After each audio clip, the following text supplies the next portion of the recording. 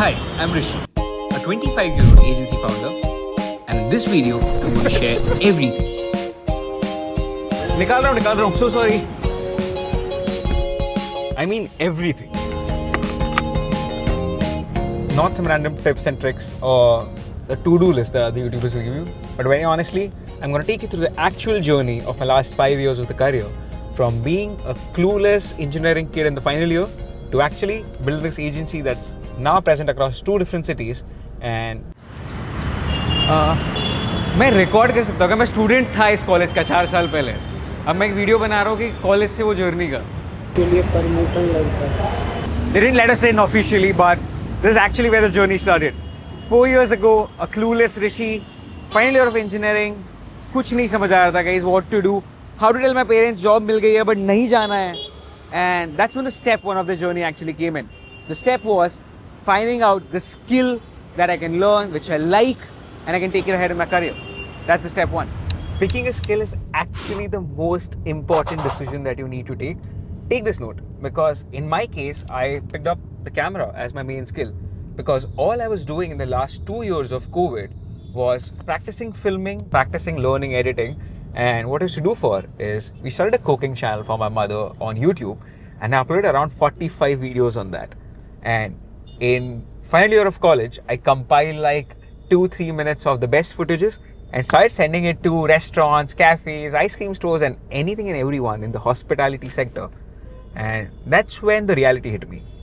Finding the first client is actually not the most difficult part, because it took me 7 days, around 702 DMs to get my first reply.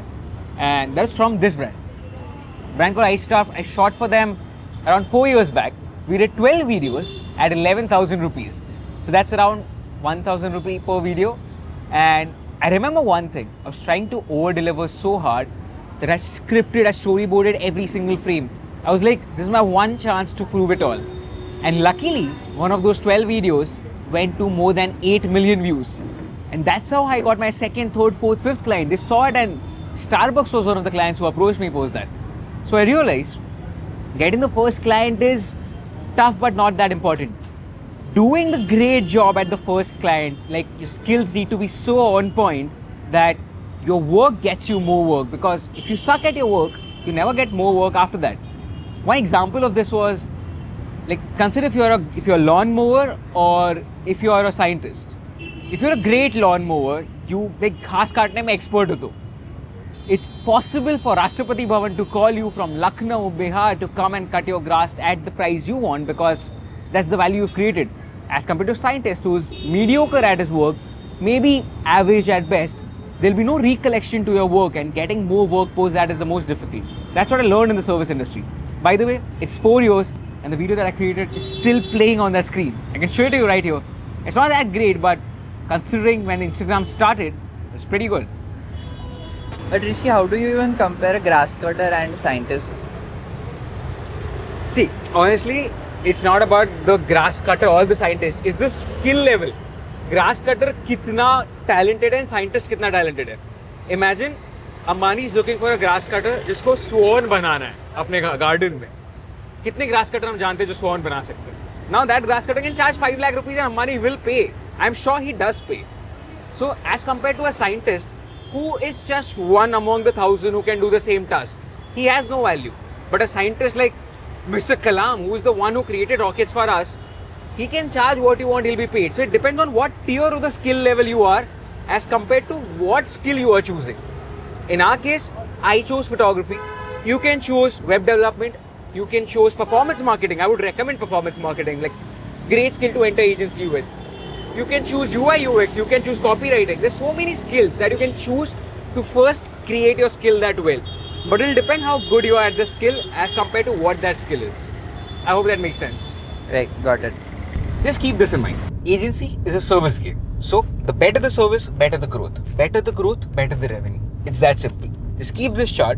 But the problem was, at this time, when I was 21, I was doing freelancing. For 8-9 months I did this freelancing. I shot for almost 40-50 clients, but I was not an agency yet. I was maximum doing freelancing and providing photography and videography services. So how did I jump from freelancing to agency start? That's the step 2, post selecting your skills. The step 2, it's actually the make or break point for my agency at that point, because earlier I was Rishi with camera and my laptop. So all I was providing was filming, editing, and giving to the clients. That's the two services. And we used to charge them project basis. Now, the change was I want to shift from freelancing for 30, 40 clients and rather just work for 5 clients. But we would not only provide the photography and editing service, but add the social media management, the content writing of it, the website management of it, the scripting, the ideation. We wanted the total control so we can not only contribute a lot higher, but also change the money game. What's the money game? You see, earlier, when I was freelancing, I would charge them for one project or for one shoot session, for one editing session, and a client would come back once in 2 months, 3 months, 6 months. But in an agency setup where we work on a retainer, you would charge a flat fee to the client every month. Every month, you would get that money and you provide these 10 set of things instead of the 2. That was the make and break. That was the make and break point. And now, to do all this, it wouldn't be me alone. I knew my core skills, but I also knew what I lacked. I actually call this the specialized to a generalized theory. You see, I couldn't do it alone. I am good at 2 skills, which is filming and editing. But there were 3 more skills that I was average or below average at. They needed to be at this level, at this point in the graph, for me to actually make an agency that survives. Which were these skills? One was performance marketing. One was copywriting. And one was graphic designing. Now, here's the main problem. I need to hire people to make these 3 skills go up. The bigger problem, I don't know where to hire. Much bigger problem, I don't know why would anyone work for a 22-year-old at that time. So I did what my brain thought was the best decision. I approached my friends whom I can trust and who can take care of this because I know they are better at these particular things than me. One was Vedant. I guess you've seen it in the previous videos, but if you're not, this is him. He took care of copywriting things because trust me, I'm horrible at spellings, and taking that impression that I can't even write basic copies speaks a lot about my agency. So Vedant took care of the copywriting thing. Second was performance marketing. Performance marketing was taken care by another college friend of mine, which is Asmita, who now handles a bigger chunk of the agency than even I do. Third was graphic designing. To be honest, I couldn't afford anyone for graphic designing because I knew after paying the salaries of these 2 people, I would not be able to afford the third. So I decided to get better at graphic designing myself. And that's when the 5 pillars of actually surviving the agency game in the first phase was built. So eventually, I got better at filming, I got better myself at editing, finished the gaps to become the top at 2 skills, and my 2 friends actually built the other 2 pillars that I was bad at. And graphic designing, I knew when it's not my forte, I try to do it as best as possible to our capacity and make sure the clients are satisfied. At least if they're not, we cover it up with these 4 pillars that we were 100% sure about. And our agency started functioning on these 4 main pillars. So you might be wondering, why didn't I just start a filming or an editing agency? And trust me, by this time I'd gotten a little smart. I'd understood the Indian market, and doing this was the biggest mistake I could have done. Why? You see, I was providing a service. While freelancing, I was doing filming and editing. I could very easily be replaced because imagine they had 4 more people who were writing their scripts, someone was uploading and handling the social media, someone was handling the client inquiries and ORM, someone was doing the performance marketing. And what if any one of them came in and said, hey, we can take care of your filming and editing on top of the services we are already providing? They could have replaced me. Even though I would have been giving better quality, India prefers convenience. And doing all of them under one call would have been the easiest thing for clients. But luckily, no one was doing it. And that's what I wanted to do. I wanted to do all of these things in-house under one roof with no outsourcing. Why? I was heavily inspired by this quote by Steve Jobs. To build the best software, you need to build your own hardware. I wanted to do something like that in a very separate industry. But this time, there's a new problem. Finding those 5 clients who would trust us with all these 5 things under one retainer.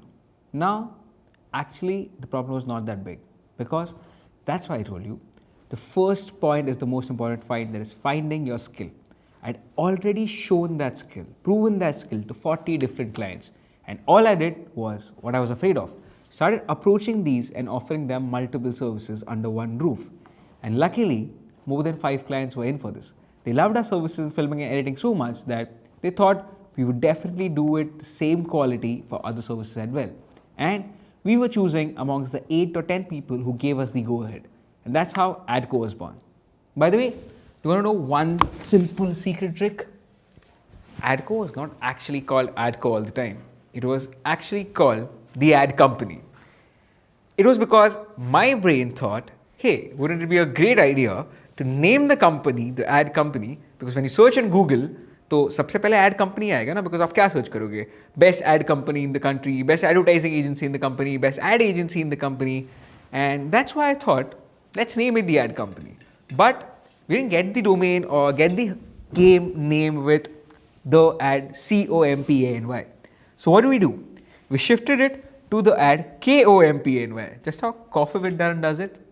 Don't judge me, but I was 23, guys. So that's what I did. Actually 22. So yeah, it's a fair mistake.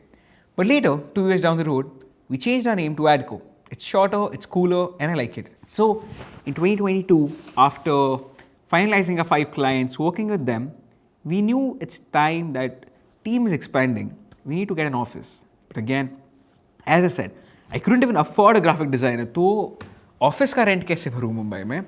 And that is the time when I decided, let's work out of Starbucks. You might be thinking, and trust me guys, a lot of you guys have a misconception, Starbucks is expensive. Use it right, it's the biggest hack in the book. You buy one coffee, 500 rupees, max, split it amongst the 4 people, sit for 5 hours, free electricity, free Wi-Fi, free anything and everything like utility, water, washroom.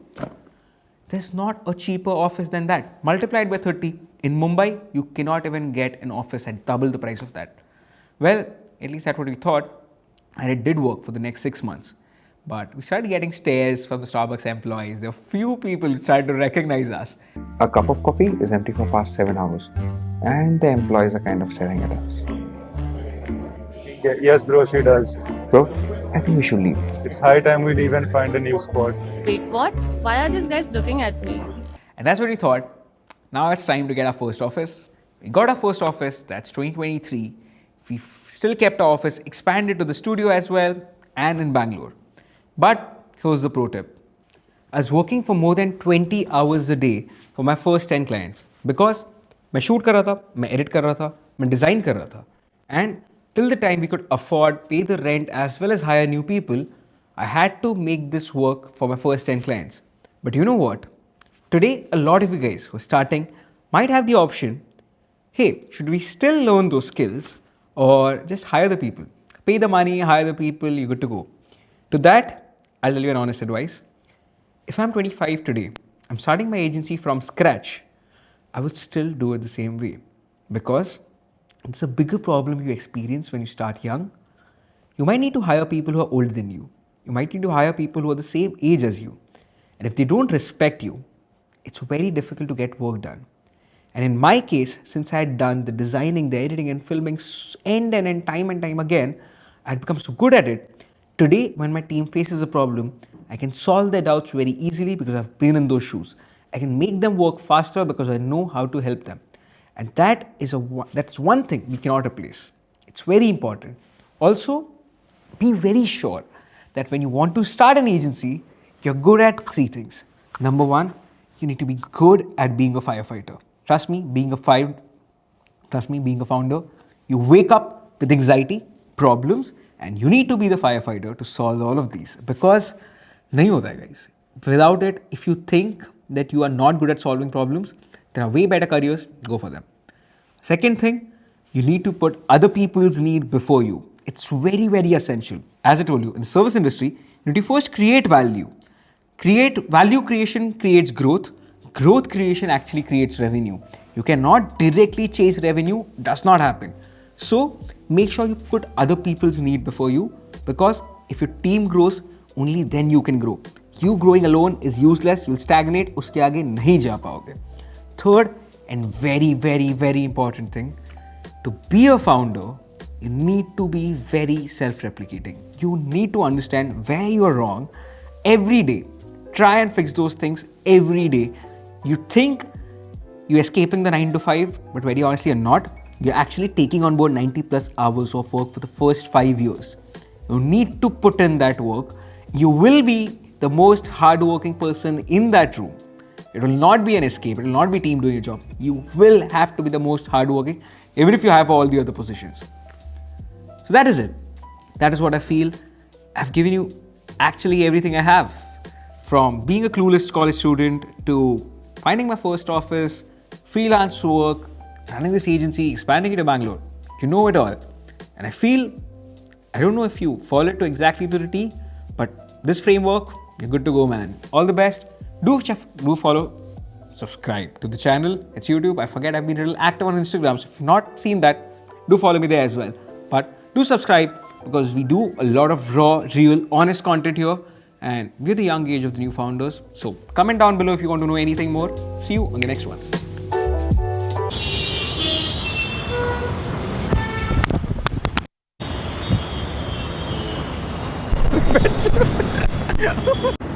एक minute, अच्छा वहाँ चले जाओ please.